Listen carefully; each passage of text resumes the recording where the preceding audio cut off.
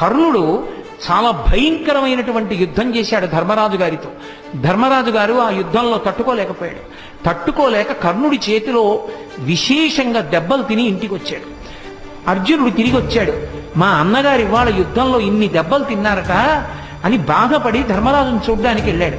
ధర్మరాజుకి ఎక్కడలేని ఆగ్రహం వచ్చి, నువ్వు కర్ణుణ్ణి నిర్జించలేదు, నేను ఇంత బాధపడ్డాను, నీకు చేత కాకపోతే ఆ గాంధీవం ఎవరికన్నా ఇవ్వకూడదా అన్నాడు.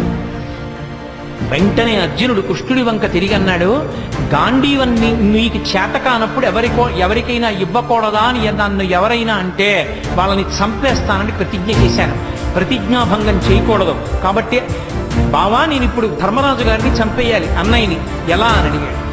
అడిగితే, అయ్యో ఇప్పుడు ధర్మరాజు గారిని చంపేస్తే యుద్ధం ఎలాగయా, ఈ ప్రతిజ్ఞలు బాగున్నాయి, గాంధీవం ఎవరికన్నా ఇచ్చేయి అన్నవాడిని చంపేస్తానని ప్రతిజ్ఞ చేశావా?